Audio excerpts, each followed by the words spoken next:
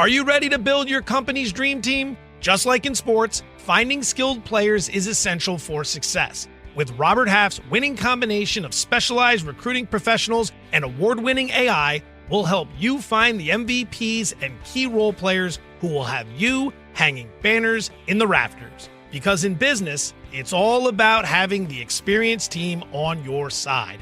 At Robert Half, we know talent. Visit roberthalf.com today.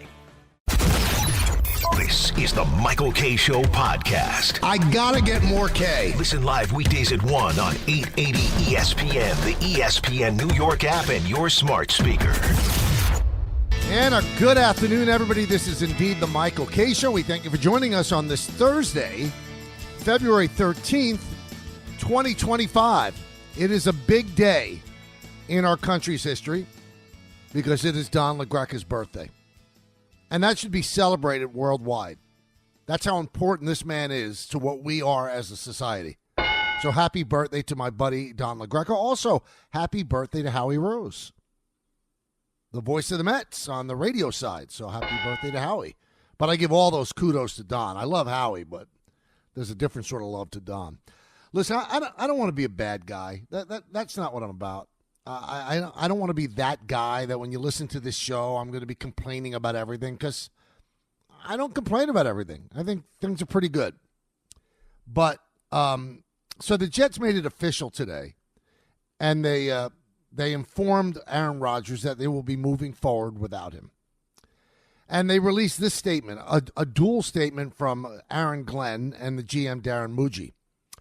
Last week, we met with Aaron and shared that our intention was to move in a different direction at quarterback. It was important to have this discussion now to provide clarity and enable each of us the proper time to plan for our respective futures. We want to thank him for the leadership, passion, and dedication he brought to the organization and wish him success moving forward. Now, Woody Johnson released this statement. I personally want to thank Aaron for his time at the New York Jets. His arrival in 2023 was met with unbridled excitement, and I will forever be grateful that he chose to join us to continue his Hall of Fame career. From day one, he embodied all that it meant to be a New York Jet, embraced our fans, and immersed himself in our city. That is what I will remember most when I look back at his time here. He will always be welcome, and I wish him only the best in whatever he chooses to do. First of all, always be welcome where? To do what? You're going to retire as number 8 for playing 17 games and four snaps? But here's the thing that gets me. Then the Jets on social media put out a picture of Aaron Rodgers, his back. You see the number 8 and it says Rodgers. And the Jets write, "For everything you've given us the past 2 years, thank you, 8. So here's where I become that guy. And you're more than welcome to disagree with me. What did he give you? Give me, let's be kind, give me 2 things of significance that he gave you.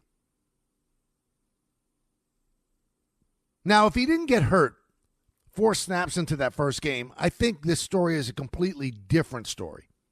But he did, through no fault of his. And then for the remainder of that year, he became a constant story off the field for his weekly interviews with Pat McAfee, the rush to get back in case the Jets made the playoffs. But it was always something that the Jets had to address. And then this past season, what did he give you? He gave you 17 games, which I think is impressive because the guy was coming off an Achilles injury. But what did he give you? The Jets have the 7th pick in the first round, and he played every single game. He gave you nothing. He gave you heartache. He gave you distraction. Now, this is coming from a guy, Michael K., who thinks they should have brought him back because he could have changed the narrative. He could have changed the story. But the 2 years that he gave you, what did he give you? What did he give the Jets? He gave you the embarrassment of skipping a mandatory minicamp so he could start his vacation 3 days early. So a major flex so he could show exactly who is the boss. Then he gave you all of his cronies that he brought in, that he wanted to bring in.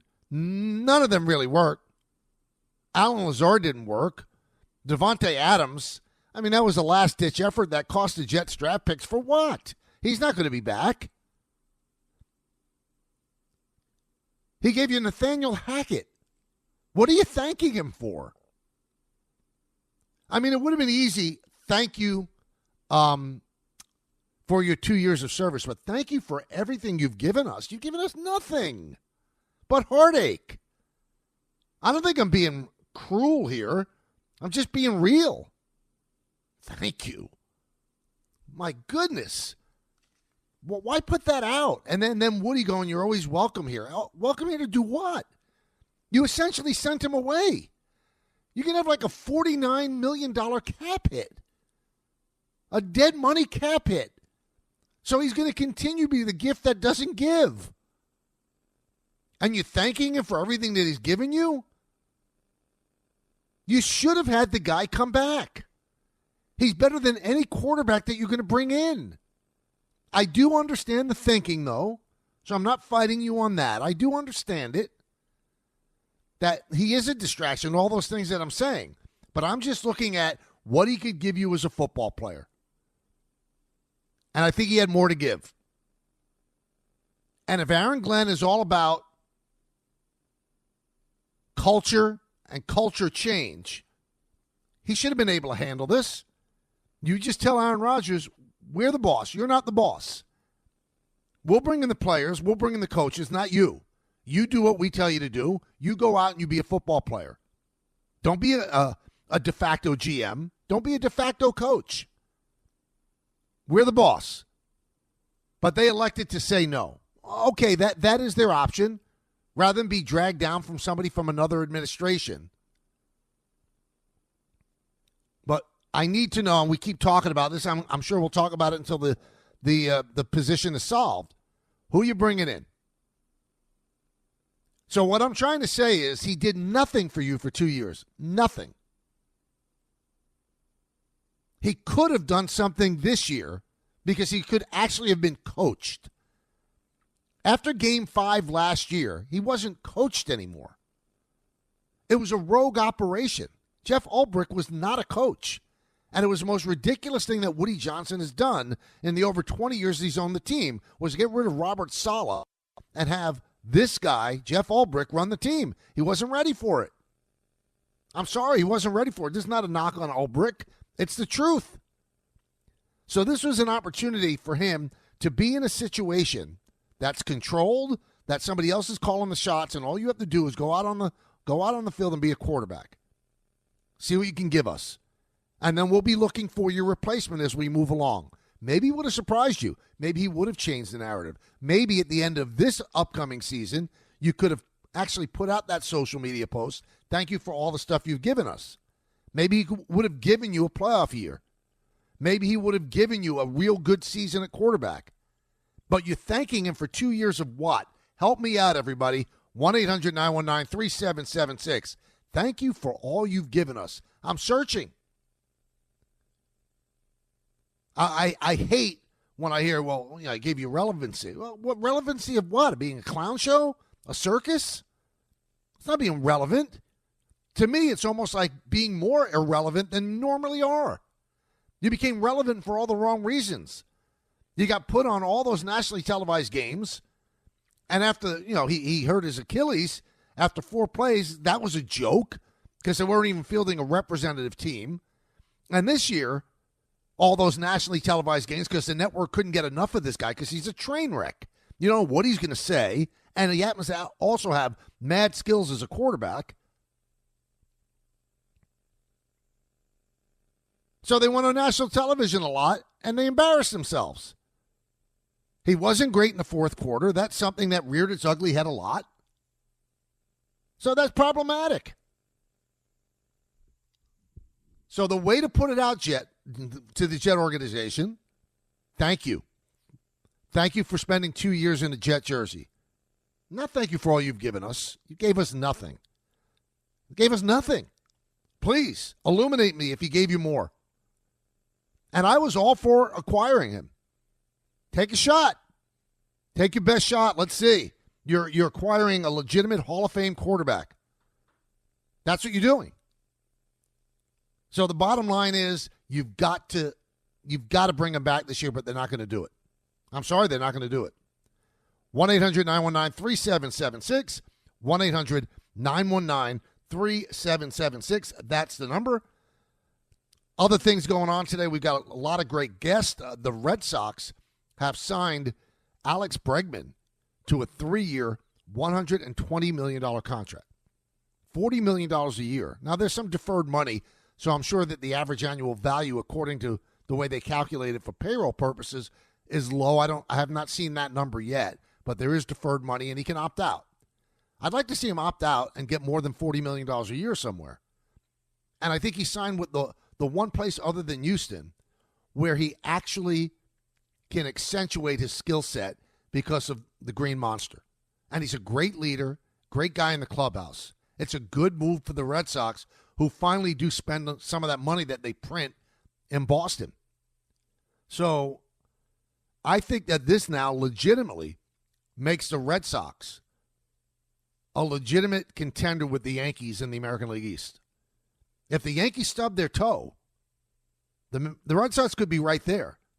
Because when you consider they picked up Walker Buehler, they made the trade for Garrett Crochet, their farm system is listed as second in all of Major League Baseball. There are guys that are ready to contribute right now.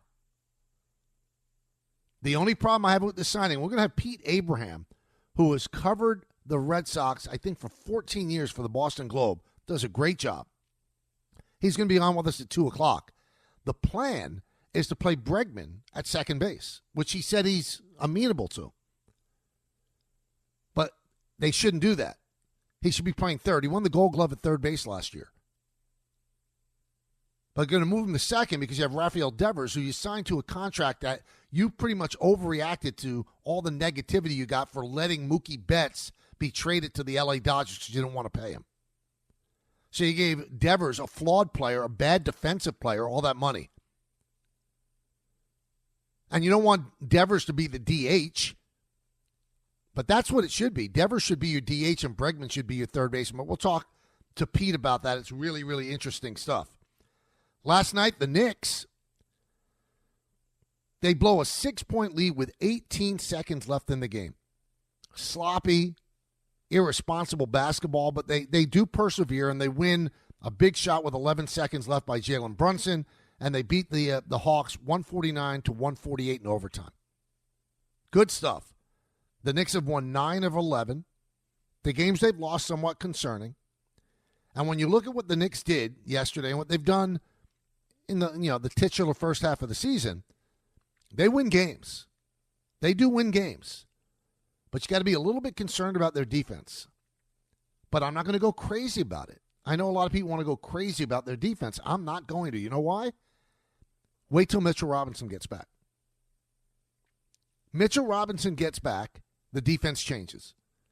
You got a rim protector for 20 minutes a game. You move Karl Anthony Towns to the 4. They should be okay. They should be better than they are defensively. Because I believe that defense is effort, and they do have effort, and defense is also a product of scheme. And Thibodeau is a very good defensive coach. I'm surprised that they've allowed as many points as they have. You know, all the points they gave up to the Celtics in the blowout on Saturday, and then the 148 yesterday to the Hawks in overtime. You got to be better than that. You just got to be. And then on the other side of the city, the Nets win 100-76 over the 76ers. And you look up and the Nets have won 6 games in the last 7.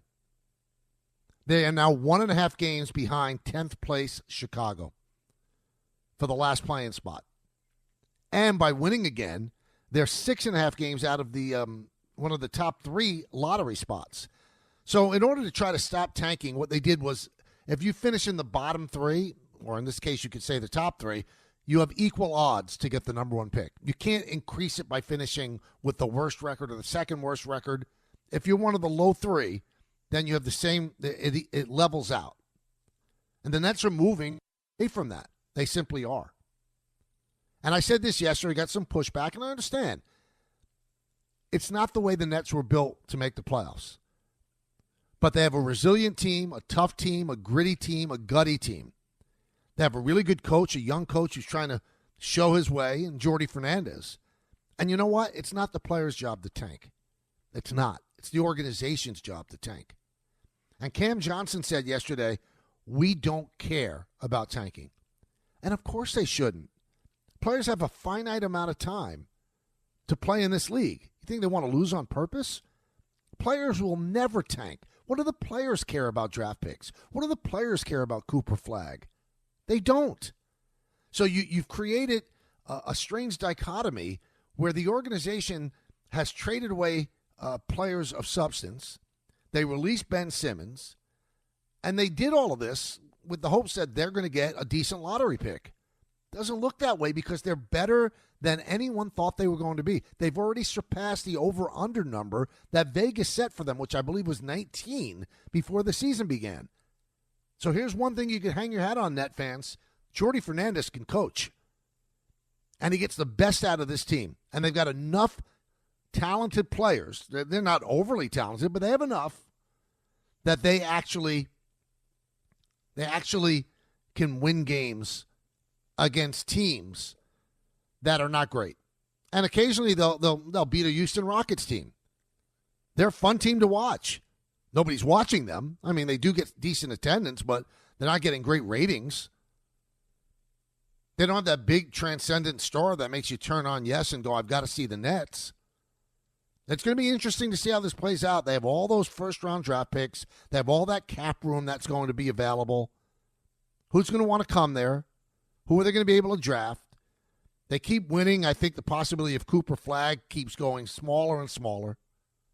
And that's sad because that would be nice to build around.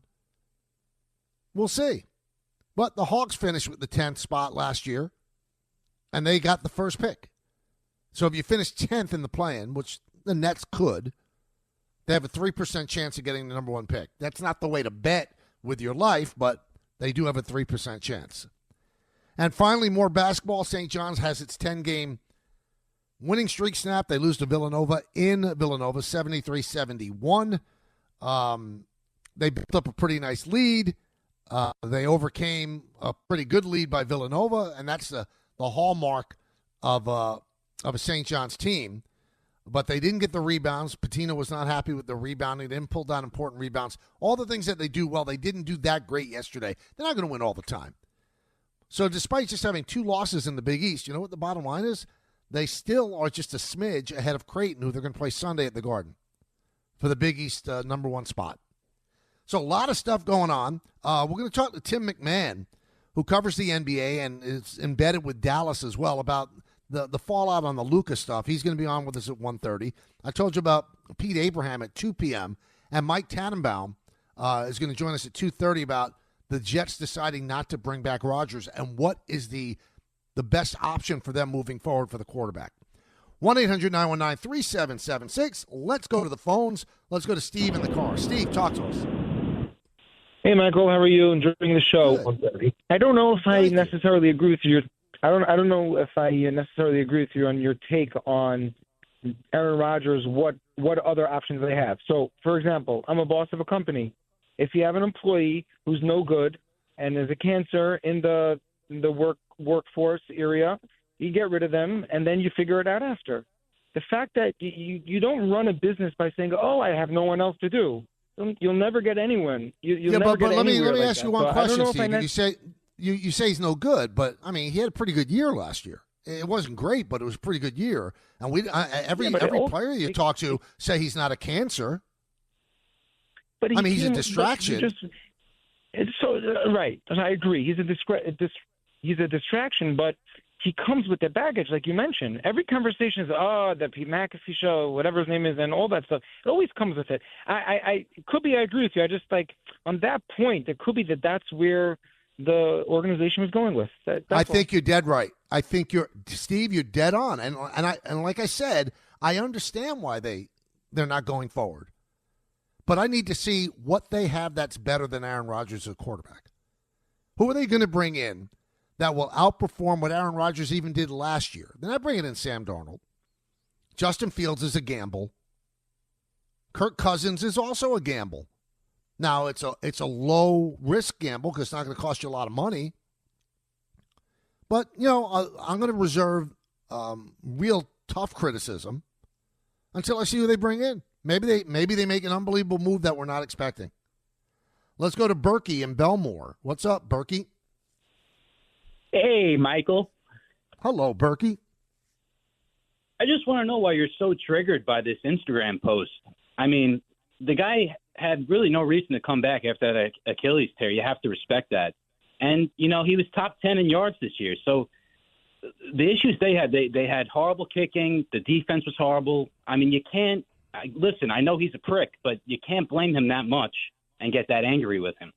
Well, I'm not angry with him, Berkey, but, first of all, I think there were 6 games that he had an opportunity with the ball in his hand to win a game, and he didn't. So, let's not blame the kicking and the defense. Defense wasn't great this year, I agree. Once they moved Ulbrich to the head coaching job, the defense collapsed. So, yeah, he put up decent numbers, but you can't say that, it was all a win-win because he didn't win games in the fourth quarter. If you're a coach, all you want is to have a great quarterback with the ball in his hand with a chance to win the game, and he didn't do it in 5 or 6 games. I'm sorry, he didn't do it. Let's go to Jimmy in Connecticut. Jimmy. Hey, Michael. Hey, Jim. So I wanted to propose, and I'm sure I'm not the first person who's thought of this, but it's an idea I've always had about preventing organizations from tanking. Because as you said, the players and coaches are always in a position where they're never going to try to lose. What if the team with the best record that missed the playoffs gets the best odds at the first overall pick, and then it went in reverse from there? Because I feel like that would motivate teams to try to actually win games down the stretch, even if they felt they weren't going anywhere. And you could do it in football too. You could do it in football too, because and then everybody would be motivated to keep trying to win. That's just my thinking on that. I don't hate it at all. In fact, I like it because it does motivate you to try to win. But then the flip side of it is that the reason that the draft was instituted was that bad teams have a chance to get better because they pick the best players. But then they kind of sabotage themselves by losing on purpose to be bad to get the best players in the draft. So it's a hard conundrum because now if you're going to reward the team with the 10th best record in the conference with the number 1 pick, then the teams that were legitimately bad under them, teams 11, 12, 13, 14, 15, then they don't get rewarded for what they should get rewarded if they're legitimately bad. But I guess, I mean, we don't have a kick coming because, they're doing it on purpose. They've kicked themselves in the cubes. If you actually play with honor and play to the best of your ability and try to win every single game, and then if you have the worst record in the league, you should get the number 1 pick. But they decided to play cute and try to lose on purpose, and it's happened. It's happened, and it's worked for some teams. And then it's happened where teams actually did the honorable thing, like the Giants winning that game last year, or not this past season, the previous season, and they dropped to number 4 or number 6 in the draft when they could have had one of the top 3 quarterbacks. And then the Jets with the Trevor Lawrence situation. You win games that you shouldn't win, but again, at least that's honorable. I don't know if there's a fail-safe way. I kind of like Jimmy's take on it. Maybe it could work, but again, it's not a perfect solution because I don't think there are a perfect solution because I don't believe that people are honorable. Most teams, they're not honorable. They are not trying to win all the time. They're just not. Hey, Game Time is brought to you by Tullamore Dew Irish Whiskey because when it's game time, it's Tully time.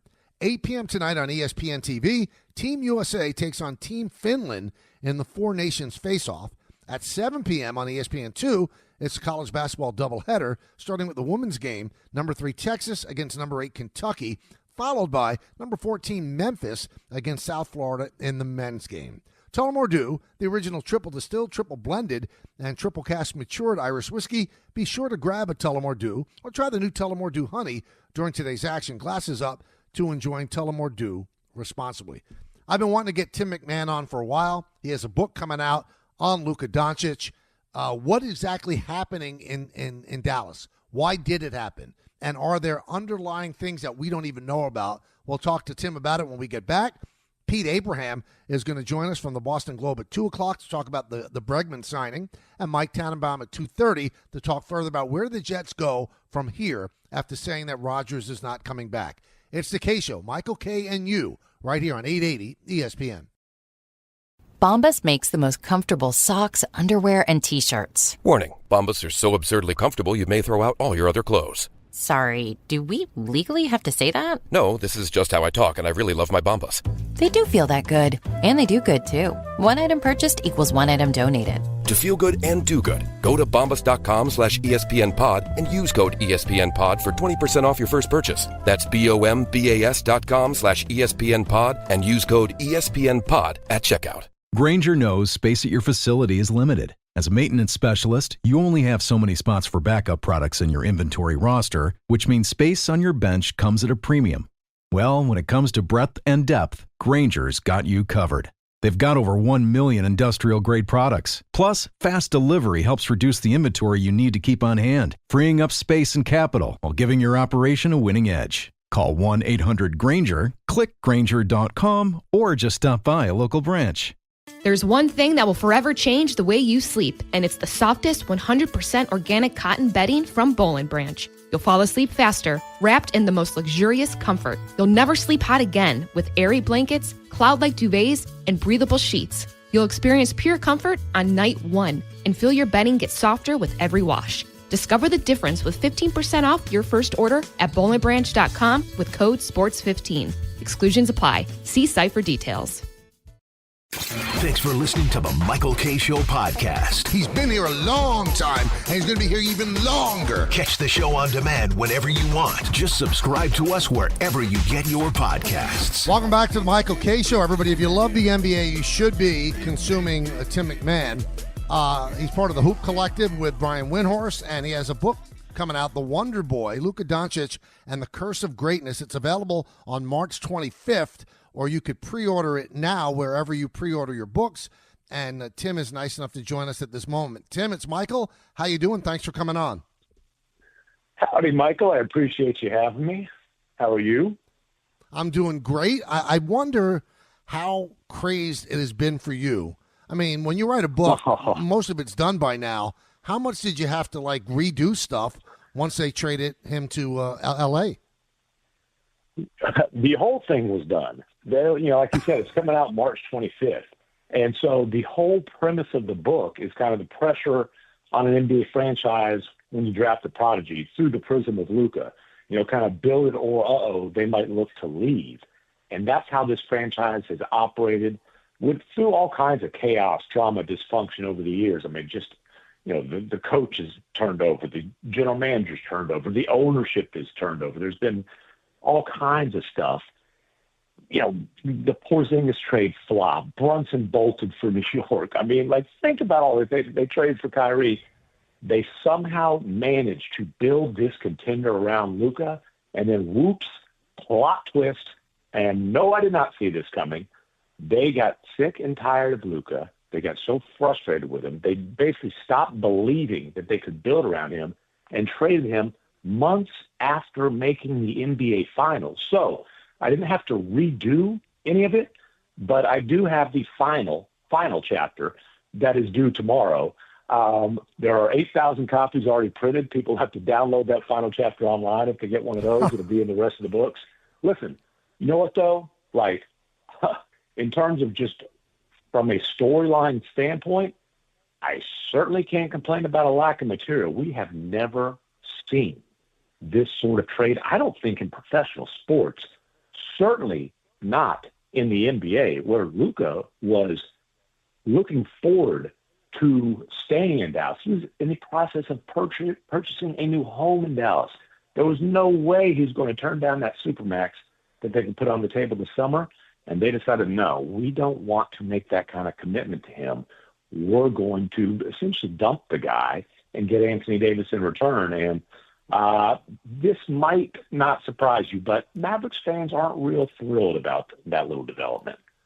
Yeah, I mean, there's so many layers to this. You know, it was an old song, when you were in love with a beautiful woman, you watch your friend. So they were afraid, as you were saying, that one day he would leave, and they're the ones that broke up with him. And you said all of his nonsense that they got tired of. So Tim, let's dive deep into that. What was the stuff that bothered them about him? What was he lazy, like we keep reading?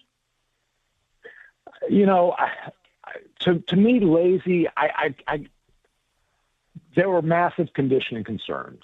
And, you know, he strained that left calf 4 times now in a span of, you know, less than 3 years. And, you know, they thought this was going to be a chronic thing. They did not believe his habits were going to change. I can't say lazy simply because you don't develop that kind of skill without work on your game. This is one of the most skilled players we've ever seen. And, yes, he's gifted with unbelievable natural talent. But, you know, the guy's clearly worked in the gym. But he did not want to focus on diet. He did not want to like conditioning. No, he'll play pickup ball. You ain't getting him on a treadmill. You know, that sort of a thing. He did not have the kind of discipline that Nico Harrison was accustomed to seeing as the guy who was Kobe's right-hand man at Nike, you know, for 15 years or so. You know, as a guy who got to see LeBron James up close and personal, you know, or that Jason Kidd wanted, as a guy who, you know, was able to win a championship at 37 because of the way that he took care of his body, as a guy who's a teammate of Dirk Nowitzki, who, you know, was so fanatical about his diet and so disciplined about his diet that, you know, they'd be out to team dinners on the road, and Dirk would ask Casey Smith, the longtime Mavs trainer who's now running the Knicks health and performance staff, said, hey, before I order, is this okay? You know, where's this on the calorie count? How does this work? That's the kind of discipline they wanted. That's the kind of culture. And like Luka could be difficult, right? He could be very pouty. He could be petulant. He could be moody. Honestly, could you say Luka's a pain in the ass? Sure. But there's something I always refer to as a pain in the ass to production ratio. And 34, 10, and 9 last year, taking a team to the finals is pretty epic production. You know, I don't. It's hard for me to. I can tell you all the reasons why they made a trade. It's hard for me to tell you that I think it was the right move to make, but they don't ask for my advice. Now, they obviously didn't ask for Mark Cuban's advice either. If he had not sold controlling interest to the Adelsons, do you believe that this trade was made? Absolutely not. I can tell you that for a fact. Cuban tried to talk them out of it, but he wasn't looped into this deal until it was already done. You know, I mean, he's at this point, you know, as much as Cuban huffed and puffed after the sale, hey, I'm still going to control basketball operations. Sometimes just because Cuban says it doesn't make it so. Many times, and this is one of those many times. He's not been involved in basketball operations since that sale went through. He's free to give his advice, and they put it in this little round bin right beneath Nico Harrison's desk. But at this point, Cuban's the world's richest mascot. But again, Cuban's priority for the first 5.5 years of Luka's career before he sold the franchise was making sure that Luka was as happy as possible, making sure that Luka never had a reason to look to leave. And for all you can say about Luka, you cannot question the guy's loyalty. He is naturally a very loyal person. You see that. He plays for the Slovenian national team every single summer. How many NBA stars, you know, even, you know, guys who were from Europe, I'm not going to play this year, you know, maybe to try to get in the Olympics, that sort of thing. No, Luka is every World Cup, you know, every Eurobasket, certainly every Olympics qualifier. He took Slovenia to the first Olympics. When, by the way, when he was playing for Real Madrid, there was a lot of hope in Spain since he had a Spanish passport and hadn't played for the Slovenian national program yet to that point, that he would hop on that bandwagon. And, you know, that's an international power. So simply, you see the loyalty in Luka by his commitment to the Slovenian national team. He would have had to been slapped in the face to want to leave Dallas. But look, man, I mean, think about some of the stuff they went through. Think about how badly they bungled the whole Brunson situation, right? Mm-hmm. And then the next year they're tanking to keep a top 10 protected pick, you know? Or, I mean, like this thing was heading in the wrong direction. They managed to salvage it, head to the finals last year, and then they turned around and dumped him a month later. I'll be honest with you. We're almost 2 weeks out, and I've been in the middle of all this stuff, obviously. I'm still trying to keep my head from spinning. Talking with our very own Tim MacMahon. He has a book coming out, The Wonder Boy, Luka Doncic and the Curse of Greatness. It's available on March 25th. You could pre-order it now. Nowitzki going to Doncic's first game in L.A., was that a message that he was not happy with the Mavericks? You know, it can certainly be interpreted as that. And, again, there's 0% chance Mark Cuban would have ever traded Luka. He absolutely believed in him. He absolutely wanted him to stay his entire career in Dallas. And Dirk, as different as Luka is from Dirk absolutely believed in Luka. And Dirk's not involved on a day-to-day basis with the Mavericks organization. He doesn't want to be. You know, he'll come wave at the crowd every once in a while and be a legend. But if they would have asked Dirk for his opinion, he would have I don't know how many, German, English, he'd have been cussing in various languages, I believe, about absolutely you cannot trade this generational superstar at the age of 25. So, and they spent 1 year together. Dirk's been around Dallas. They'd formed a friendship. And so, Dirk went to L.A. to show his support. And I'll tell you, it will be interesting to see when he makes his next appearance at a Mavs game. He could have, he could have come out to the Mavs and sat next to, the owner, Patrick Dumont, courtside, kept Dumont from getting the booze rained down on him. But no, he decided that he was going to be out in L.A. To support Luka after, you could look at this as Luka, after years of getting his butt kissed by this organization, getting stabbed in the back. Now, Tim, one of the things that really confuses me is that there was no negotiations with other teams. And this is a guy, despite everything that people might know about him, that, he's not that guy who's going to, count calories and stuff like that. If Nico Harrison had called the Nets, I mean, he couldn't have gotten 5 or 6 first-round drafts. I know that Anthony Davis was the guy they wanted, but to not talk to every other team to see what was out. I mean, the Nets, Tim, got 5 first-round draft picks from Mikal Bridges, and they got 1 first-round draft pick and left another one there so that L.A. could possibly make that trade, which was rescinded. None of that makes sense to me, Tim. Why was there such a hurry? I don't get it. And I think that is 100% fair criticism. I've made the same criticism. I've certainly heard it from plenty of executives around the league.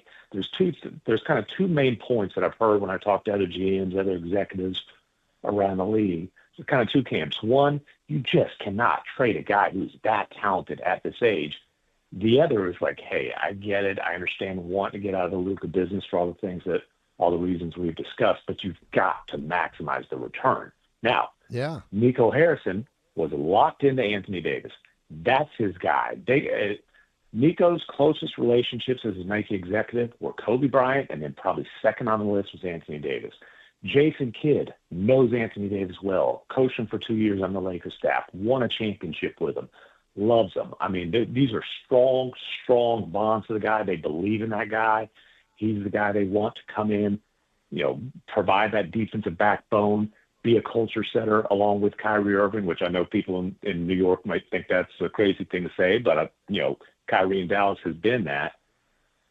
And then Nico was just so focused on we cannot let this leak. We cannot let this get out. And the fan backlash could influence things. More so, Bill Duffy, who's one of the most powerful agents in the NBA, one of the most experienced agents in the NBA.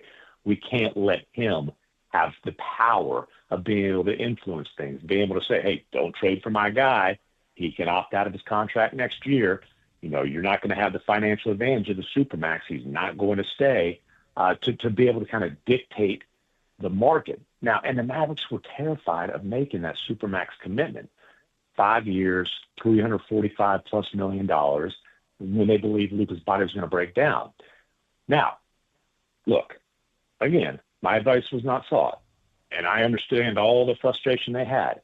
If they would have called me, 1, it would have leaked because I would have reported, but 2, the advice that I would have given them would be dude, why are you scared of the Supermax?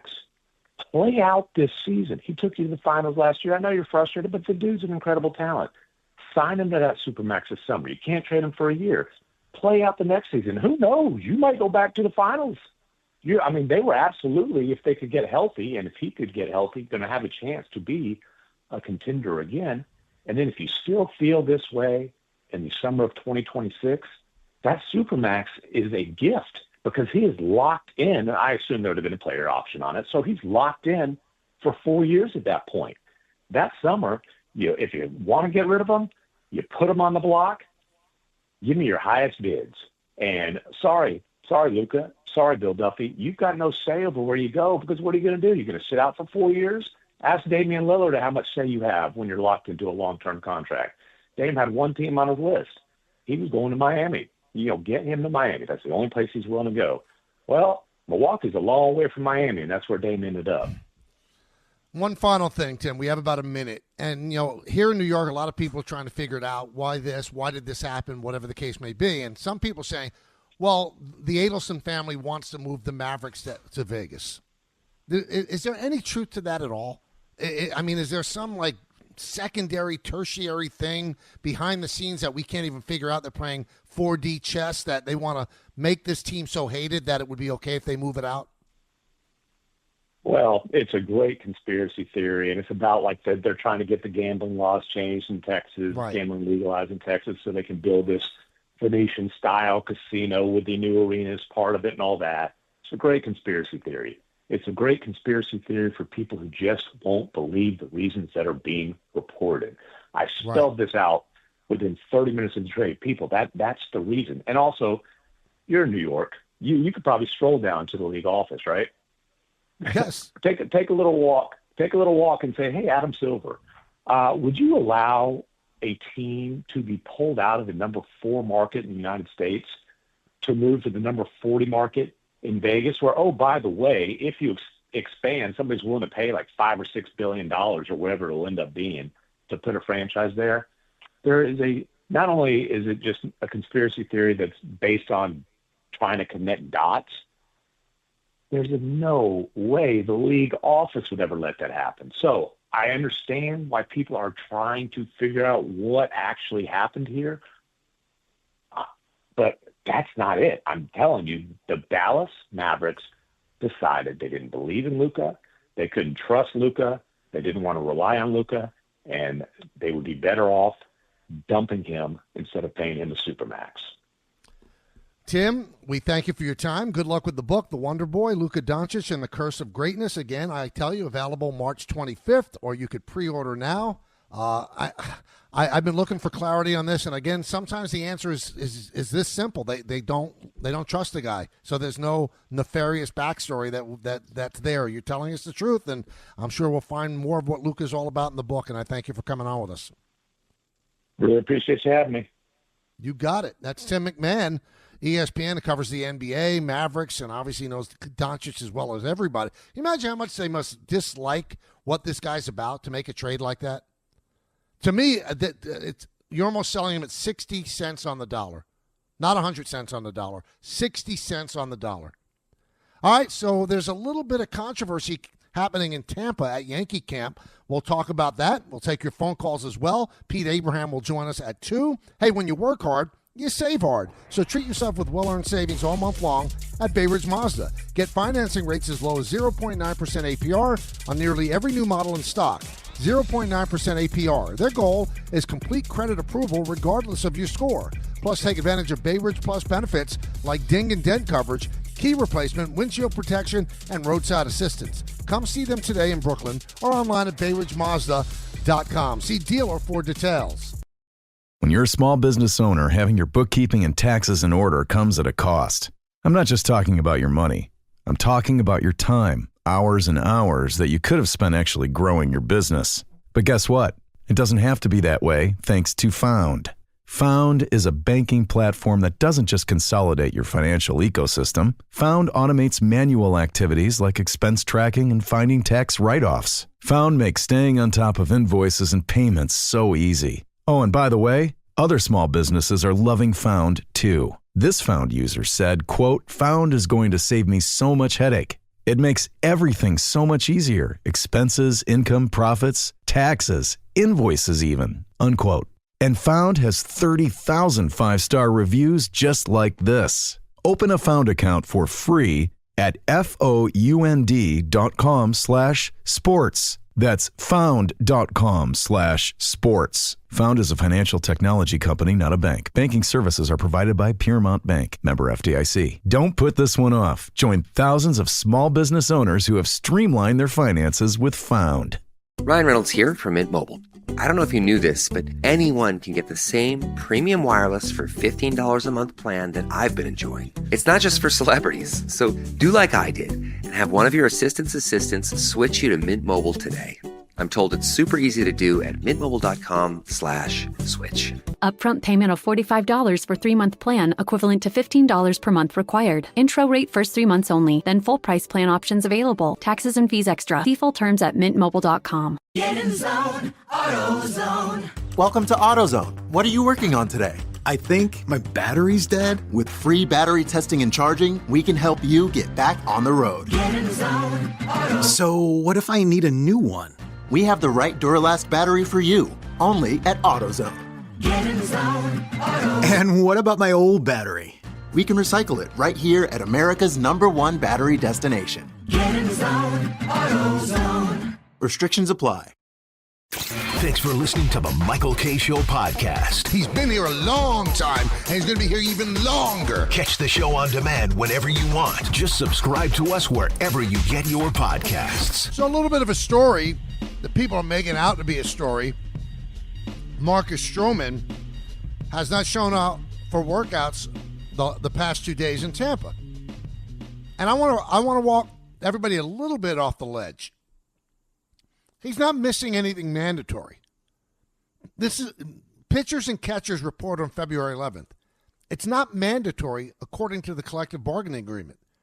That's still a little ways down the line. Marcus Stroman knows exactly what's going on. Guy went to Duke. He's a really smart dude. He knows that the Yankees are trying to trade him and trying to get a team to accept as much of his $18 million salary as possible. So why exactly does he have any incentive to show up earlier than he absolutely has to, according to the basic agreement? Why? And we're going to go crazy. He's not going to get fined. He can't get fined. He's not missing anything mandatory. Aaron Boone said he had no idea that Stroman was not going to show up for workouts, and he said he understands how it looks. Called it a little bit of an awkward situation, but he's talked to Stroman and he expects him in camp in the next few days. Listen, you all know, you've listened to me for however many. I'm not the biggest Stroman fan. I think the Yankees signing of Stroman was dumb. It was ridiculous money spent for a number 5 starter. They panicked because they didn't get Yamamoto. It was terrible. Terrible. But he's doing nothing wrong. We're going to go crazy about a guy who's doing nothing wrong? So people don't know the rules of the basic agreement. He's not supposed to be there contractually until I think maybe the 17th. You think he's going to hurry back to go on a team that doesn't want him?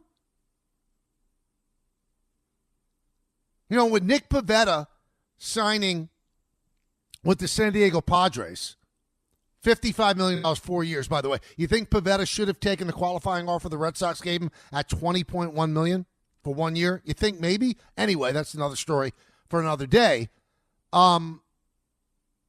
Maybe a market opens up for Marcus Stroman. Maybe. But I'm not going to jump on this guy when he's not doing anything wrong. Once the Yankees signed Max Fried,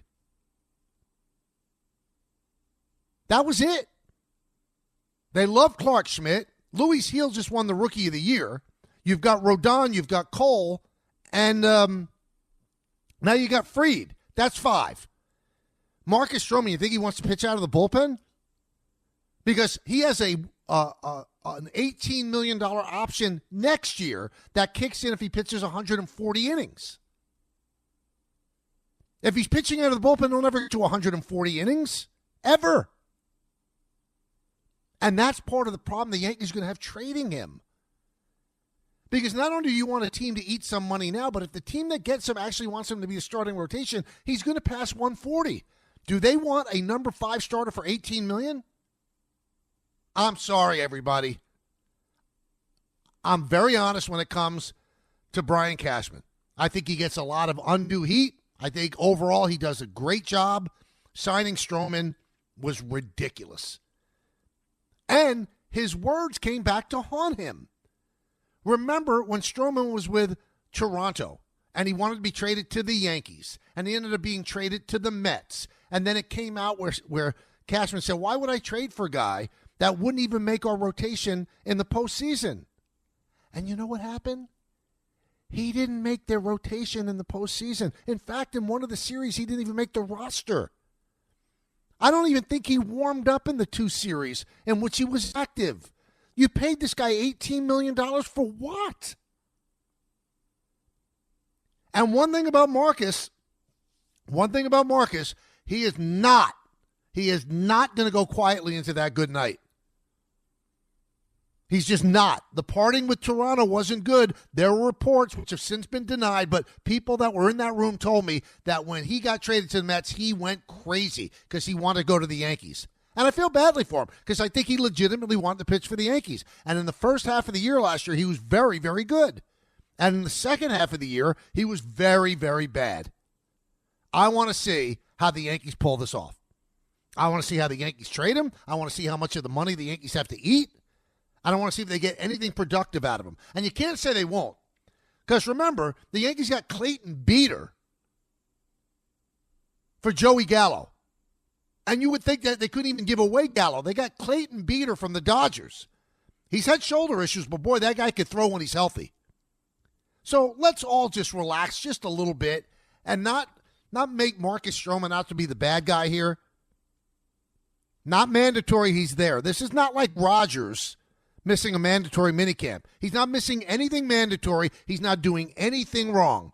He's probably got his nose out of joint, but the way he's being treated. He thought that when they signed him that he was going to be here for those 3 years. Well, he's not. And if he is here, then he might be an issue for Boone. He's not going to like pitching out of the bullpen. But you also don't know what's going to happen. Somebody could be injured. Last year, Cole got injured. So right now there's 6 pitchers, but they also signed Carrasco.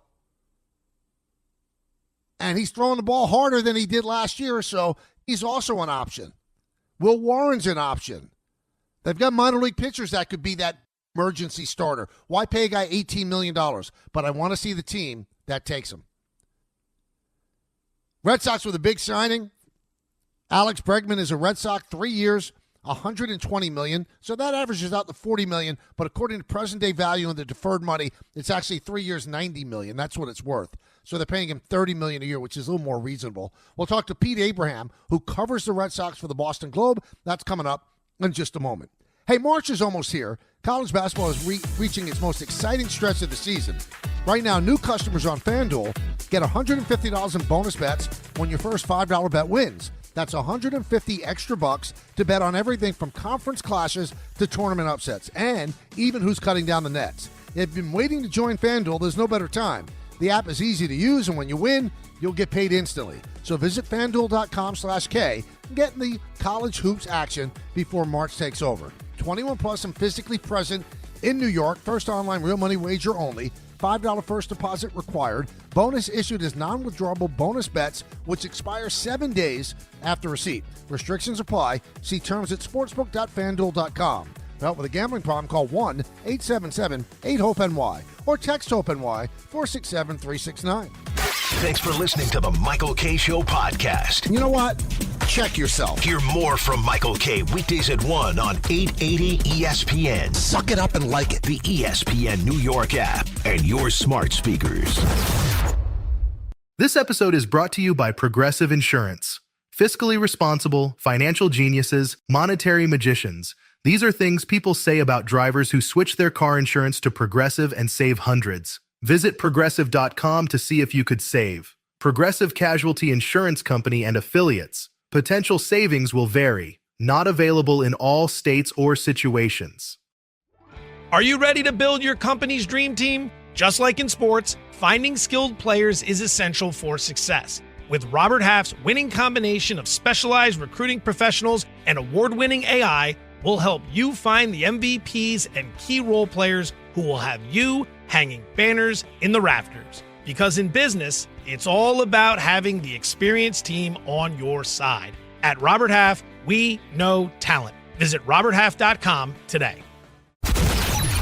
This is the Michael K. Show podcast. I gotta get more K. Listen live weekdays at 1 on 880 ESPN, the ESPN New York app, and your smart speaker. Welcome back to the show, everybody. Hour 2 of our 2-hour radio program. Don, Hahn, and Rosenberg at 3 o'clock. Well, the big baseball news, the last big remaining free agent was signed, and that's Alex Bregman. And he signed a 3-year, $120 million contract with the Boston Red Sox.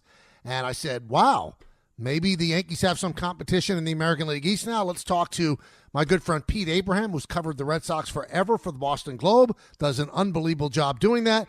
Now he joins us live from Florida. Pete, how you doing? Michael, how are you? I'm doing great. So what does this do for the Red Sox mindset and also the fan base who have always been complaining the last couple of years, rightfully so, that the team doesn't want to spend money? Yeah, yesterday was a big day for the Sox in a lot of ways. I think when you look at the baseball part of it, they get a leader in the clubhouse that they really needed. They haven't had that for a few years, and it's shown up on the field. They also get a big improvement to their infield defense, which is something they very much needed. Watching them last year, you could see how bad they were on the infield. Bregman is probably going to... Oh, no. It's the second day in a row we've had that happen. No. It was Boone on Tuesday. So this is Thursday. This is the second boop of the week. Well, we'll get him back. But it is an intriguing possibility. I want to talk to Pete definitely about, improving the defense, but where's he going to play? He just won a Gold Glove at third base. He's supposedly amenable to playing second, but that's not his best position. I think he's played 30-odd games in the majors at second base. So would there be any chance that they play him at third and actually take, their highest salaried player and move him to DH? That's what we'll have to ask Pete if and when we get him back. 1-800-919-3776, and he is back. Pete, we lost you there for a second. So you were saying that it improved the infield defense. Yeah, they're going to be a much better team defensively with Bregman, whether he ends up at second base, which I think will be initially where he plays, or eventually at third base if Rafi Devers ends up as the DH. And that's been a big problem for them going back a couple years. So their pitchers are a lot happier today, and the fan base is a lot happier today because the Red Sox have finally landed that big fish that they've been waiting. Oh, no. I mean, are they not paying their bills in Boston? Very odd. 1-800-919-3776. Let's go to the phones as we try to get back Pete. Let's go to Izzy in Cleveland. Izzy. What's up, Michael? Hey, Izzy. How you doing? Good. You. Now, I wanted to say how you were saying, and everybody, the whole world is saying, how the Yankees clear-cut are number one best in the AL, and I 100% disagree. I want to go number one. The Red Sox are 100% better. 100% better. Okay. Yeah. Number two, why are we forgetting about the Orioles, who controlled us last year, who won us 22-2, 25-3. I don't remember the exact score. They beat us in every series. They won us. They controlled us. And had the Royals not knocked them off, there would never have been a fifth inning. There would never have been a World Series. And then I think the Tigers, look at them as I think they're all right, Izzy, thank you for the phone call. You're not making any sense. You're saying you're a Yankee fan. You're not. You're obviously not. Yeah. Listen, can any of those teams? I don't think the Tigers can. Can the Red Sox or the Orioles finish ahead of the Yankees? Yeah, of course they can. But I believe that the Yankees are the best team in the American League. Let's see how it plays out. I think we got Pete back. Pete, you're not paying your phone bills or what? Oh, I thought we had him back. We don't. 1-800-919-3776. Let's go to Ryan in Manhattan. Ryan. Hey, Michael. So I wanted to ask quickly regarding Ben Rice. So obviously, I mean, look, he was a young kid coming into the the league. Obviously, has the big 3 homer game, which no Yankees ever done. And I feel like as a young kid, that obviously can overwhelm you, right? You always want to get back to kind of like that amazing, dopamine rush that you had. And I feel like, when I saw that, I was so excited, but obviously I was just like, okay, it can only go down from here. Right. And obviously there are countless examples. You can name this better than I can, of rookies coming in and not having the best first season and then coming out swinging the next year. Right. Judge, obviously being a classic example of that. I'm not saying Ben Rice is going to be Judge, but I think that he's incredibly underestimated right now. And I think he almost might have a bigger breakout season than Jason Dominguez because the power is there. And and you just look at his numbers. And Ryan, how? Where's he playing? Amazing. Ryan, where's he playing? He's either going to be the backup catcher. Well, he's going to be a backup first baseman. The majority of the time is going to go to Goldschmidt. So how's he going to have a breakout season? Right. Well, if Goldschmidt gets injured, or as a backup catcher, but I think regardless of whether or not he has a breakout season, I think, in my opinion, and please tell me if you disagree with this, is that I think he's underestimated and maybe not talked about enough, and I think that he could potentially be huge for the Yankees. Well, I think you might be right, Ryan, when it comes to the fans, but I think the Yankee organization is very high on Ben Rice. They think that swing plays beautifully at Yankee Stadium, and that the league caught up with him, and now he has to make adjustments. But in order for him to have a breakout season, Austin Wells has to get hurt or Goldschmidt has to get hurt because he's not going to get a lot of time. I mean, there's a chance he makes the team as the backup a little light on backup catching after trading Trevino, so we'll see. Now, we do have Pete Abraham back. Pete, the Globe's not paying the phone bill? What's going on there? I don't know. I could hear you, Mike, but you couldn't hear me. I'm not sure what was going on. All right, so the question I have, why would they put him at second when Devers is not a good third baseman defensively? Well, isn't it just easier to have Devers be the DH? It should be, yeah, but he's only in the second year of a 10-year deal. I think it would make that deal look pretty bad if now you have a guy that you've signed for that much money as your DH for the next 10 years, the next 8 years. So I think initially they want to try to give Devers every opportunity to stay at third base. They talked about the work that he did in this winter, trying to improve defense. All right, we're gonna have to say thank you very much for the phone call because it's not working out with Pete. Maybe we'll get him on another day, but that's 3 drops, and 3 drops you're out. 1-800-919-3776. Time for you to be the co-host. Daniel Tosh has added a second show at the Beacon Theater on Friday, April 4th, and ESPN New York has your chance to score tickets on the ESPN New York app. Just find the contest tile and submit your entry. Brought to you by Live Nation. Tickets go on sale tomorrow at 10 a.m. at Ticketmaster.com. Now, my rebuttal to what Pete just said, first of all, the 10-year deal for Devers looks bad for this reason. He's a great hitter. Just ask Garrett Cole. But he doesn't want to be a team leader. He doesn't always talk to the media.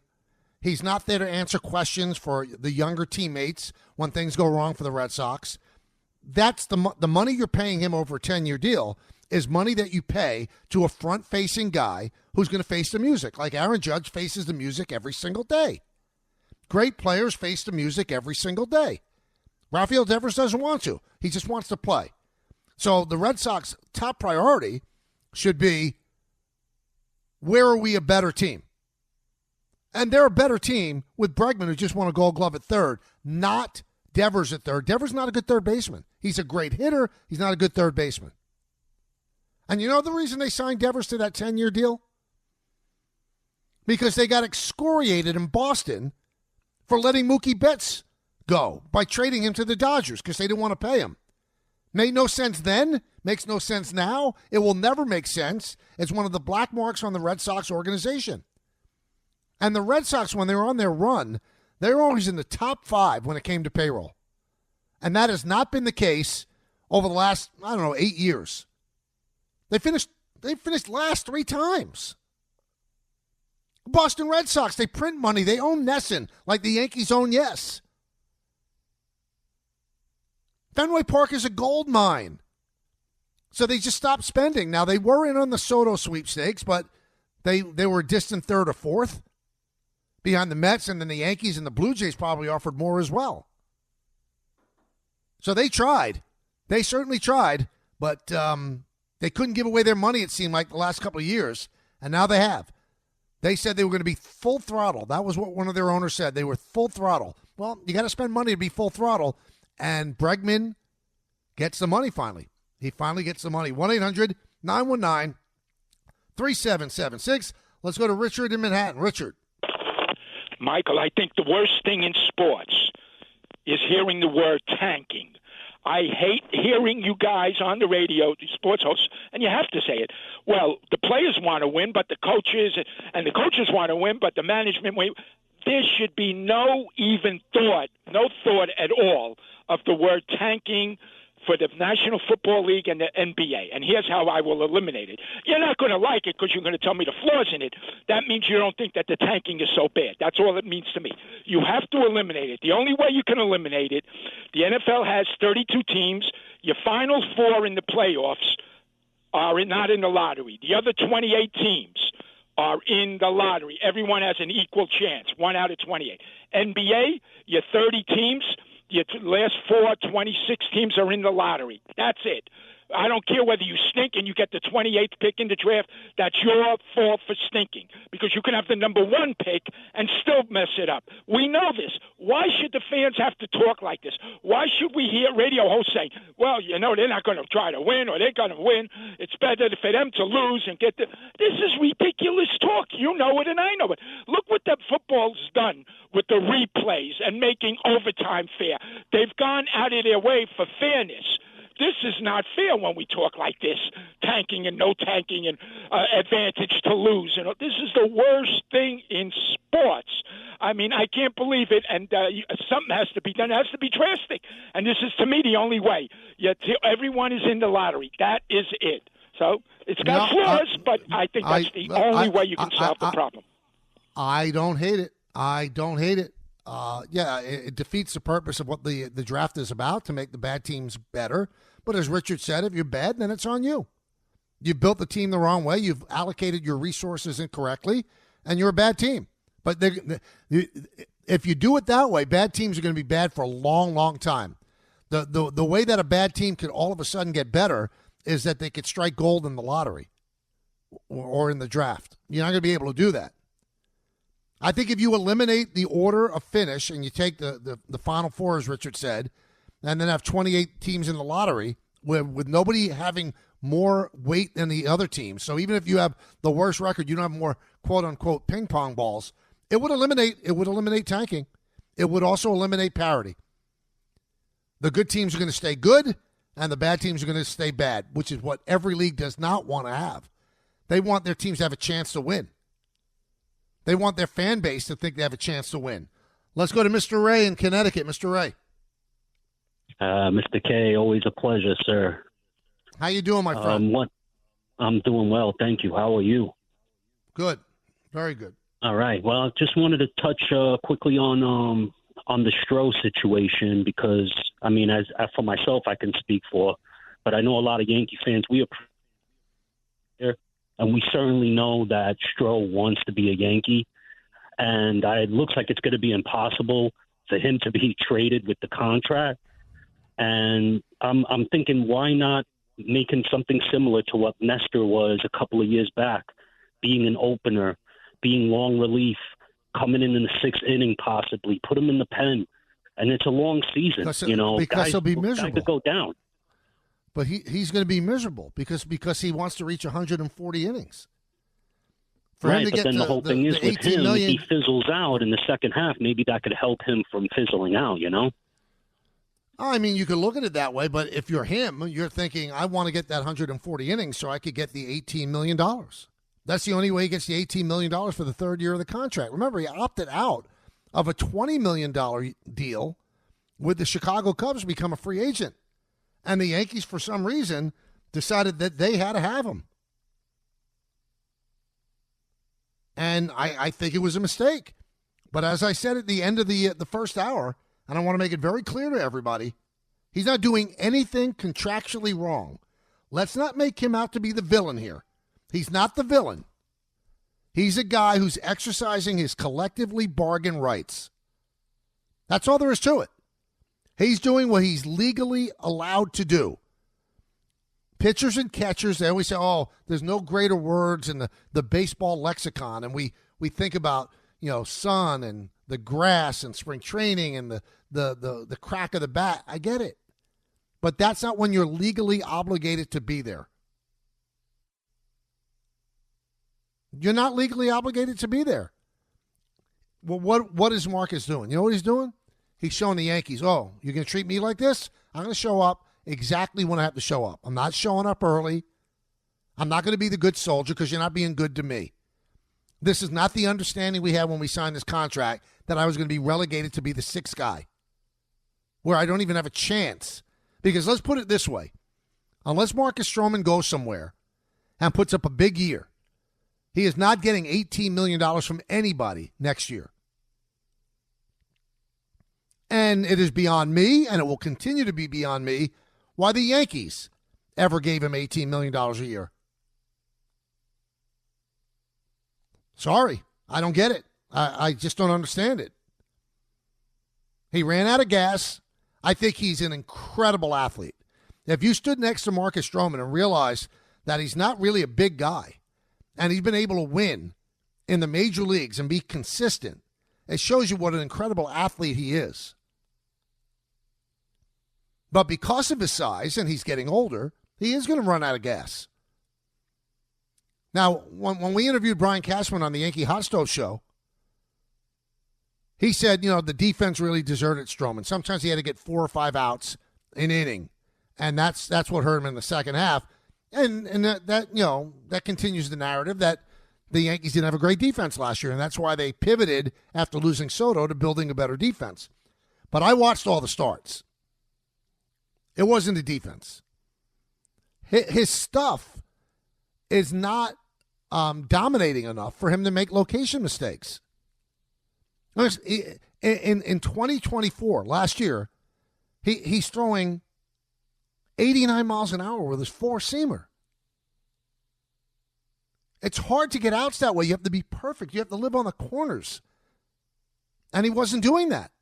So he's getting hurt. And he ended up throwing a lot of pitches, too, because he's smart, didn't want to throw the ball over the plate, because if you throw 89 over the plate, it's going to get crushed. This is a very complicated thing. I don't think it's going to be a distraction. I think they will end up moving him. And I know what Mr. C was saying, well, just have him pitch out of the bullpen. But then it becomes more of a problem. He's not going to be happy out of the bullpen. He's a starting pitcher. And when you're a long man, you're only going to pitch and mop up. You think he wants to do that? And in terms of being an opener, why would you want him as an opener? Who on the Yankee staff needs an opener? Now, occasionally if you have a doubleheader and you need a sixth starter, okay, you could play with an opener that way. There might be 3 such games all year. They're paying a guy $18 million for that. Speaking of money, I looked this up. You know what Aaron Rodgers made from the Jets for 18 games on the active roster? How much do you think he made in the 2 years for the Jets? I'll tell you. $75.05 million for 18 games. And the incredible thing is that he actually took a pay cut in order for them to be able to sign some of the players that he wanted them to sign. So he wasn't a bad guy in that sense. And a player of that ilk, getting him for essentially $38 million a year is not that expensive. But then when you look at the return of cost, they did not get $75 million worth of production out of him in any stretch of the imagination. They just didn't.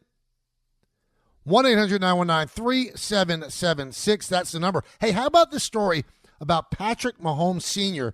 and John Rocker? So that argument they had on the street in New Orleans, obviously all set up, and now they're having some kind of a match or boxing match or something that involves Barstool.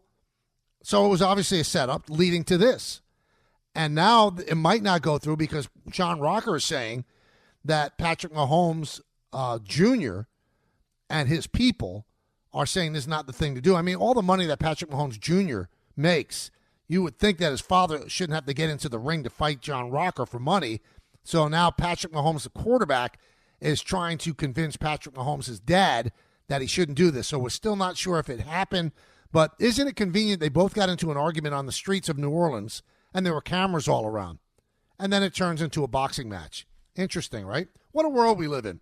Mike Tannenbaum will join us in just a moment, where the Jets go from here with the Aaron Rodgers situation. Hey, it's Michael K. I love when I get to talk about PC Richard & Son.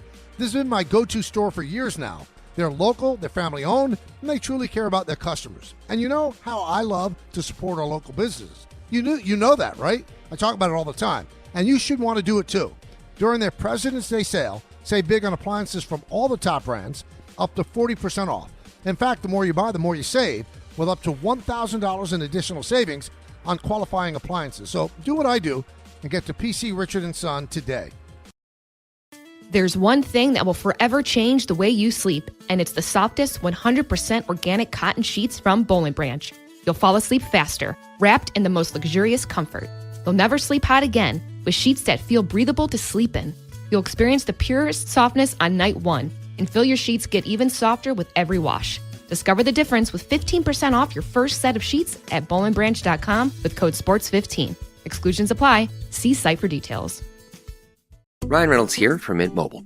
I don't know if you knew this, but anyone can get the same premium wireless for $15 a month plan that I've been enjoying. It's not just for celebrities. So do like I did and have one of your assistant's assistants switch you to Mint Mobile today. I'm told it's super easy to do at mintmobile.com/switch. Upfront payment of $45 for 3-month plan, equivalent to $15 per month required. Intro rate first 3 months only, then full price plan options available. Taxes and fees extra. See full terms at mintmobile.com. When you think about businesses that are selling through the roof, like Aloe or Allbirds or Skims, sure, you think about a great product, a cool brand, and brilliant marketing. But an often overlooked secret is actually the businesses behind the business making selling, and for shoppers, buying, simple. For millions of businesses, that business is Shopify. Nobody does selling better than Shopify, home of the #1 checkout on the planet. And the not-so-secret secret with Shop Pay that boosts conversions up to 50%, meaning way less carts going abandoned and way more sales going. So if you're into growing your business, your commerce platform better be ready to sell wherever your customers are scrolling or strolling. On the web, in your store, in their feed, and everywhere in between. The secret's out. Businesses that want to grow, grow with Shopify. Upgrade your business and get the same checkout Untuckit uses. Sign up for your $1 per month trial period at shopify.com/network. All lowercase. Go to shopify.com/network to upgrade your selling today. Shopify.com/network. Thanks for listening to the Michael K. Show podcast. He's been here a long time, and he's going to be here even longer. Catch the show on demand whenever you want. Just subscribe to us wherever you get your podcasts. You know, one more point about Marcus Stroman. He is not legally obligated, according to the collective bargaining agreement, to come into camp until February 22nd. This is February 13th. And the word is he's going to get there well before February 22nd, but no one has a kick coming until he shows up on February 23rd. He's already been in there the day they were supposed to report to get his physical. He's just decided not to show up. So don't make him out to be the bad guy here, because that's going to be the thing that everybody wants to do. I think he's just making a point. He wasn't treated the way he thought he was going to be treated. He'll show up when he has to show up. He's not going to do anything extra. Mike Tannenbaum, our GM here at ESPN, joins us now. Maybe he can give us some clarity on where the Jets go from here. Mike, how you doing, my friend? Good, Mike. Good to be with you, and congrats with your new show. Thank you very, very much. It's been fun so far. Why do you think the Jets moved on from Rodgers? Was it because they didn't think that he could play at a high level anymore, or Aaron Glenn just wants any potential distractions out of the way? Yeah, I'm not really sure, but, there's so many interesting parallels to 2009 when we hired Rex Ryan and we moved on from a former Green Bay Packer legend and Brett Favre. And, at the time our feeling was, boy, if we could get Rex a new new quarterback and pair them together and reset the organization. And obviously we got Sanchez and that worked out well. So, I think in a perfect world, the organizations look at things and say, hey, we made changes for whatever reason, and you got a new coach, and ideally, if you could pair him with a new quarterback for the next 10 years, I think most franchises would like to do that. Now, I don't know if you're the person to answer this, but you've been in the position. The thing about the story that I'm not quite grasping, Mike, is if you didn't want him back, why would you have him fly 3,000 miles to tell him? And I know the thing, you want to say it to his face. Well, Zoom is to your face. Why did they have him fly 3,000 miles? Yeah, Kaylee, I don't know like how the meeting was set up or who asked to meet with whom or anything like that. So, what I can tell you based on my experience, in a perfect world, like those sort of like conversations that are hard and significant, you do try to have those in person. So again, I don't know the context of any of the logistics, but generally speaking, anytime we were having difficult conversations, those, if you could, were in person. All right, so now the big question is, and the reason why I'm a little bit nervous about it, I don't know if they're going to be bringing a quarterback that is potentially as good as Rodgers, taking out all the extraneous stuff. Where do they go from here, Mike? Who do you think is a quarterback that might fit with them and that they're able to get? Yeah, we talked about this on SportsCenter. Here's why I love the NFL. Depending on what the Saints do with Derek Carr, there's in the top 10 in this year's draft, you look at Tennessee, Cleveland, Jets, certainly Las Vegas, and possibly even, again, the Saints, depending on Carr. Of the top 10 teams, 6 could be drafting quarterbacks. And last year we saw 12 go in the first, 6 quarterbacks go in the top 12. I doubt that'll happen this year, but this is where the fun part of like what we do for a living, Mike. I mean, there was rumors, could Stafford be available? If Darnold re-signs with Minnesota, is J.J. McCarthy available? What happens with Kirk Cousins? And I think this is going to be a fascinating offseason because so many teams need a quarterback. Now, tell me about the decision they have to make. Everybody's reporting that it'll be official on June 1st. Is that somehow amortize the money that's dead? Yeah. I don't know how they're going to do it, but basically, doing that over, using June 1st, it's just a way to spread out the cap charges. That's more of a sort of like an accounting function. But to be candid, the way you can roll over your salary cap room, sometimes it's a temporary measure that over 2 years it's going to net out to be the same thing. All right. So if it is June 1st that they decide to make it official, they've made it official today. Can Aaron Rodgers sign with another team, or does he has to wait till June 1st? Yeah. Yeah, no, it's just a salary cap accounting procedure. So he'll be on the market. Typically, a team would cut a player on the first day of the league year, and it would be effective for accounting purposes post June 1st. And that's just, again, more of just an accounting function. And again, the way teams can roll over cap room, it shouldn't really make much of a difference when you look at it over a 2-year period. All right, let's talk about some of the names. Let me throw them out to you. Well, what do you think of Justin Fields? Do you think that he can be a viable quarterback for somebody when the Steelers don't seem like they want him? What's interesting about him, you look at Jalen Hurts. He came out his rookie year, he completed 52% of his passes. This past season, he completed 68%.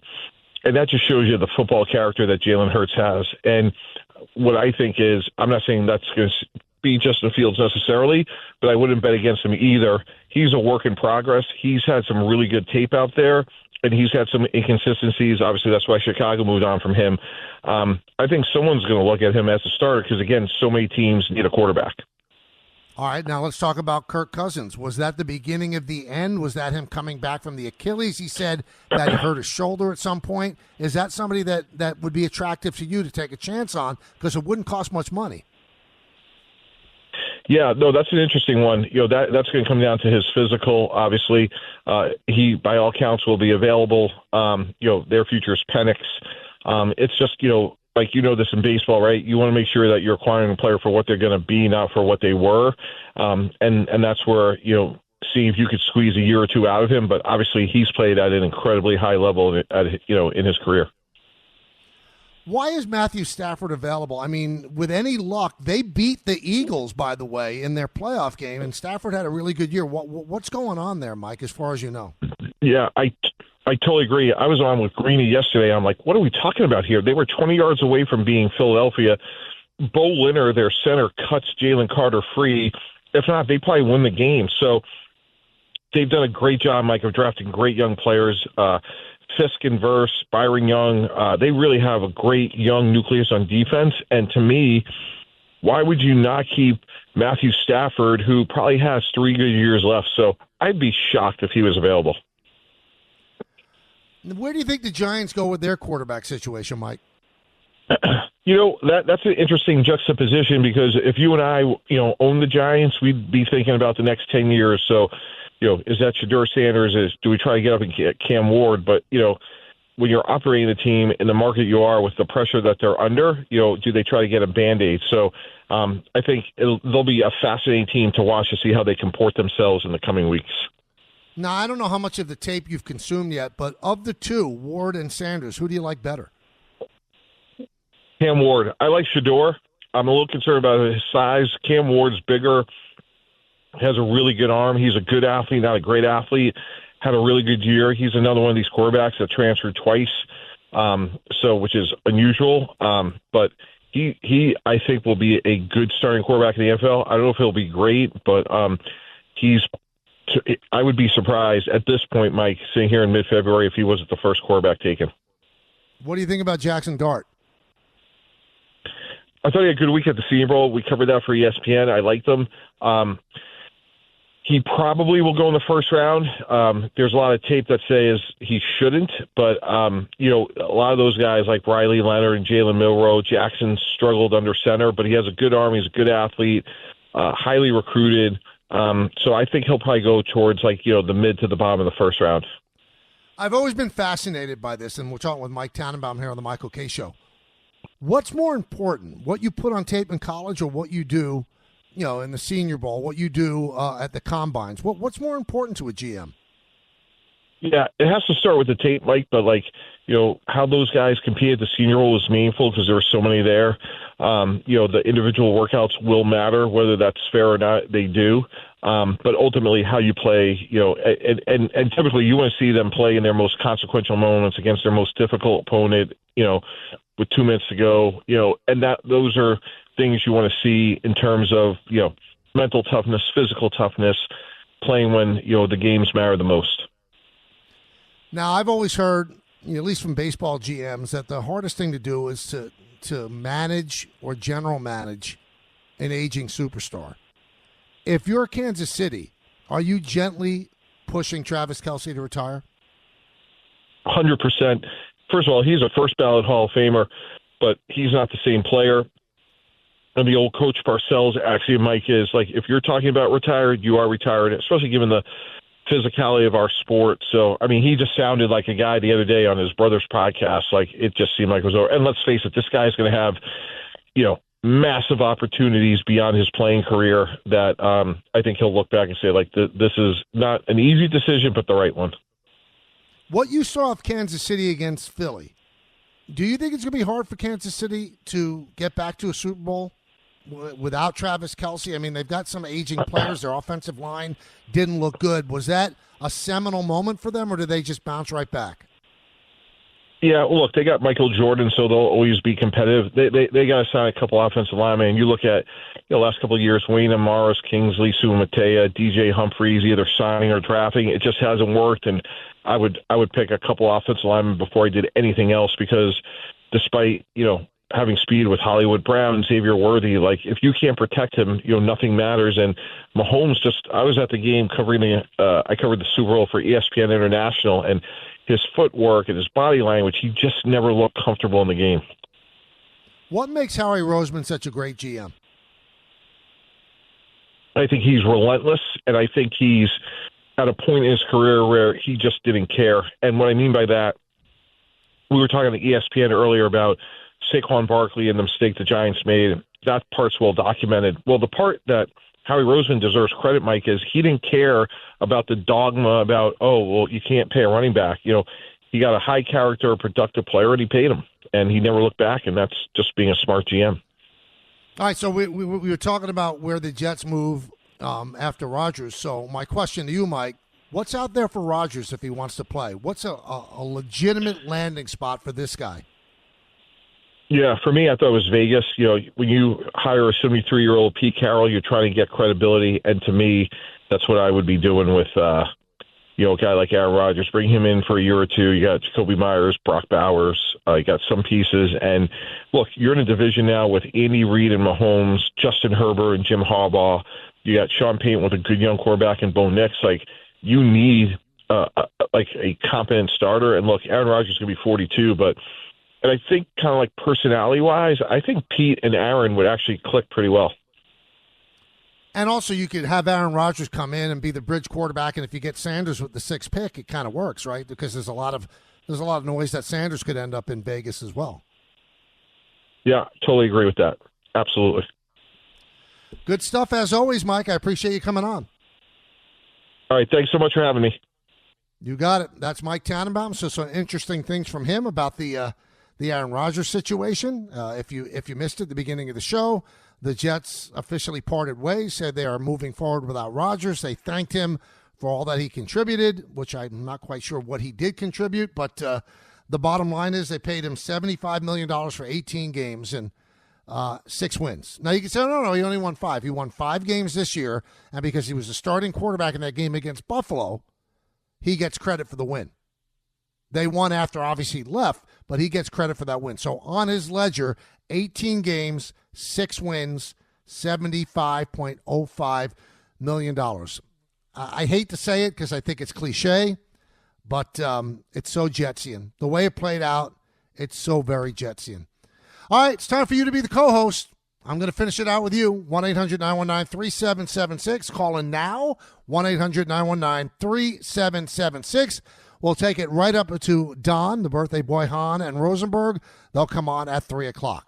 Hey, when the game tips off, the NBA action is just beginning on FanDuel, America's #1 sportsbook, because FanDuel is your home for NBA live betting. So even if you missed the first few minutes of the game, or you want to bet on a fourth quarter comeback, you can make your picks from the first whistle until the final buzzer. Plus, you can even combine your live bets into a same-game parlay for a shot at a bigger payout. However you want to play, now's the perfect time to join. New FanDuel customers can get started with $150 in bonus bets if your first $5 bet wins. Just visit FanDuel.com/K to join today. Again, that's FanDuel.com/K for your shot at $150 in bonus bets. Make every moment more with FanDuel, the official sports betting partner of the NBA. 21 plus and physically present in New York. First online real money wager only. $5 first deposit required. Bonus issued as non-withdrawable bonus bets, which expire 7 days after receipt. Restrictions apply. See terms at sportsbook.fanduel.com. For help with a gambling problem, call 1-877-8-HOPE-NY or text HOPE-NY 467-369. When you're a small business owner, having your bookkeeping and taxes in order comes at a cost. I'm not just talking about your money. I'm talking about your time, hours and hours that you could have spent actually growing your business. But guess what? It doesn't have to be that way thanks to Found. Found is a banking platform that doesn't just consolidate your financial ecosystem. Found automates manual activities like expense tracking and finding tax write-offs. Found makes staying on top of invoices and payments so easy. Oh, and by the way, other small businesses are loving Found too. This Found user said, quote, "Found is going to save me so much headache. It makes everything so much easier. Expenses, income, profits, taxes, invoices even," unquote. And Found has 30,000 5-star reviews just like this. Open a Found account for free at found.com/sports. That's found.com/sports. Found is a financial technology company, not a bank. Banking services are provided by Piermont Bank, member FDIC. Don't put this one off. Join thousands of small business owners who have streamlined their finances with Found. Get in zone, AutoZone. Welcome to AutoZone. What are you working on today? My check engine light's on? That could hurt your gas mileage. The AutoZone free Fix Finder service can help find the fix for free. Get in zone. This whole report for free? That's right, printed and on your phone for free. Get in zone. But what if the fix is too tough? We'll recommend a local shop. Fix Finder, only at AutoZone. Get in zone, AutoZone. Restrictions apply. Every idea starts with a problem. Warby Parker's was simple. Glasses are too expensive. So they set out to change that. By designing glasses in-house and selling directly to customers, they're able to offer prescription eyewear that's expertly crafted and unexpectedly affordable. Warby Parker glasses are made from premium materials like impact-resistant polycarbonate and custom acetate. And they start at just $95, including prescription lenses. Get glasses made from the good stuff. Stop by a Warby Parker store near you. Thanks for listening to the Michael K. Show podcast. He's been here a long time, and he's going to be here even longer. Catch the show on demand whenever you want. Just subscribe to us wherever you get your podcasts. Welcome back to the show, everybody. We take you to 3 o'clock. Don, Hahn, and Rosenberg take over at that time. Big celebration for Don's birthday. He gets the Oreo cake, which is a tradition like no other. So you definitely want to stay tuned for that. It's great because we're in a studio that really is literally closing within a couple of weeks. There are no plates. There are no forks or knives. So we pretty much eat, ice cream cake with our hand. It's beautiful, but it is a tradition like no other. 1-800-919-3776. So a lot of people looked at Devin Williams, working out yesterday at Steinbrenner Field. And Devin Williams, the former reliever for the Milwaukee Brewers, always had a beard. And the Yankees don't allow beards. So he shaved it. And, it starts the old debate. Why should that happen? Why do the Yankees still have this antiquated rule? And I'm going to tell you what. I know this makes me sound like an old man, and I don't feel like I'm an old man. There's some things that I think I'm very proactive about when it comes to let's leave the past in the past. But what's the big deal about the long hair and the beard? Isn't it a kind of a nice tradition? And as far as I know, in all the years that this rule has been in place, they have never lost a player who said, I am not cutting my beard, I'm not cutting my hair. The only way that I will become a Yankee is if you allow me to keep a beard or keep long hair. Johnny Damon, whose signature was the long hair flowing out of his helmet and the beard when he was at the Red Sox, he didn't have a problem. Randy Johnson didn't have a problem. Why does this come up all the time?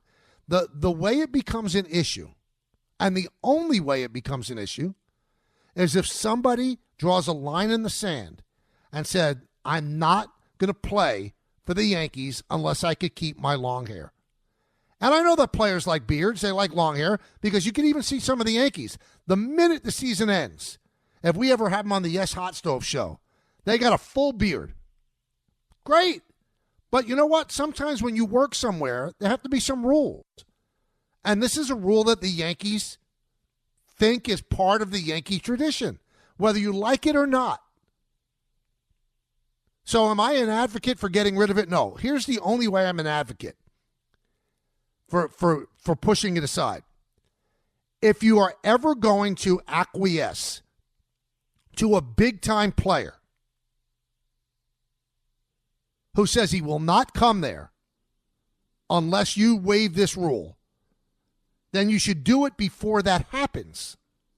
Because if you do it when that player demands it, then you're going to see the shift in what people think, and that player is going to be the bad guy. Because there are people that root for the Yankees that like the rule. That makes it, they think it separates the Yankees from other teams. Is it silly? Of course in 2025. I mean, the way people look, the way people dress, I get it. But it is actually, I don't think it's distasteful. I think it's kind of a nice thing. I don't really have an overriding problem with it. Some people do. But unless there's a player who walks into Hal Steinbrenner's office and said, this has to end, and the captain of the team, Aaron Judge, would have to be that guy, then it's going to stay. Again, for all those people who say it's time to move on, please tell me the one player that they've lost because of this rule. One. I just want one instance of a player they lost. Now, it would have been interesting if during this offseason, Soto says, listen, I'll sign this deal, but I want to grow a beard. I think the Yankees would have waived the rule. That's what I think you have to get ahead of. Don't make the guy who's going to make the stand out to be the bad guy. Don't be that guy. Because then that guy becomes a bad guy and he's going to be on your team. So if you know that one day you are going to acquiesce, do it now. If not, then stay firm, because I don't have a problem with it. I actually think it's kind of a quaint, nice thing. I wonder the people that have like a terrible problem with it. Oh, Devin Williams always has a beard. Guess what? He doesn't have it now. And if he didn't want to shave, what are they going to do? Because I'm sure if you legally go after the Yankees, you could probably win. Nobody's done it. It has not caused one bit of an issue. So the players like beards and long hair. Get over it. You know what? I'd like to do games I'd like to do Yankee games in short sleeve shirts all summer. It's not the rule. It's got to be a certain amount of heat for you to do that. Otherwise, we're in a jacket and tie, and I'm fine with it because that's the rule. There are rules some places where you have to work, and you have to adhere to those rules. Let's go to Casey in Greenbook. What's up, Casey? Hey, what's going on, Michael? This morning on DPHO and Rothenberg, they said that David Price didn't sign with the Yankees because he didn't want to shave his beard. I don't know how true that is, but if that's the reason, that's pretty good because the Yankees used to beat up on David Price pretty good. So I'm kind of glad he didn't join the Yankees. We got all those wins. You know what, Casey? So I don't know where Rick and Dave got that. I never heard that. I don't even know if they were in play that much for David Price. I mean, I think that after he signed with the Red Sox, he said that he would not have signed with the Yankees because of the beard. But the Yankees didn't budge, and I don't think that they lost a great player. But I don't know if that was cause and effect or he said it afterward. Because if a Hall of Famer like Randy Johnson was known for the long hair, he just easily cut his hair, didn't even complain. And if Johnny Damon, a world champion with the Red Sox, cut his hair, you know what? Not a big deal. It's just not a big deal. Let's go to a Dove in Huntington. Dove. Hey, Michael. Great to talk to you. Thanks, man. What's up? Are you there? Nothing much. First, want to tell you I love the new show, and I'll be honest, when you first switched solo, I was a little afraid I wouldn't like the show, and I was right because I love it. Absolutely love it. Thank you, man. Thank you. Absolutely. It's my pleasure, and I wanted to chime in on Aaron Rodgers. You know, a narrative that I've heard over the last few days has been, but he's a leader. You can't say he's not a leader because the team really likes him, and when they talk about him highly. But I think that there's a distinct, nuanced difference between being popular and being a leader. Because you can be that kid in school who breaks all the rules and sasses teachers and skips class, and kids will love you. But that doesn't mean you're an example. It doesn't mean you're a good leader. So I just don't know if the Jets have lost that much in that respect. Oh, I don't think no, Dove, I think you're right on. I don't think they lost that much in terms of a leader. No. I think they lost something in terms of a player. I want to see a quarterback that they get that's going to be better than Aaron Rodgers would have been. That's all. I don't lament them losing him as a leader. I mean, he wasn't a great leader. I think the guys on the team liked him. But what kind of leader misses mandatory minicamp? That's not a leader. You're putting pressure on the organization. You're putting pressure on your coach that they don't need. He's just not that guy. I think he's still a decent quarterback that they should have considered. Maybe they did bringing back, but we'll see what their pivot is. Maybe they bring in somebody better. The Birthday Boy and Alan Hahn and Peter Rosenberg up next. In the words of Billy Joel, life is a series of hellos and goodbyes. I'm afraid it's time for a goodbye. Again, see everybody tomorrow. Carlos Mendoza, the manager of the Mets, joins us on the Michael K. Show. Right now at Bay Ridge Honda is the President's Day sales event. Come and get historic savings all month long. Explore monumental deals across their full lineup of Honda cars, trucks, SUVs, hybrids, and EVs. New Hondas are in stock and ready for you. Save thousands on a new Honda with 0% APR or drive a new Honda from $189 a month. Don't miss the biggest savings during the President's Day sales event. Plus, receive thousands in benefits and savings with their Bay Ridge Plus Advantage plan. Upfront pricing, total peace of mind. Visit BayRidgeHonda.com. Thanks for listening to the Michael K. Show podcast. You know what? Check yourself. Hear more from Michael K. weekdays at 1 on 880 ESPN. Suck it up and like it. The ESPN New York app and your smart speakers.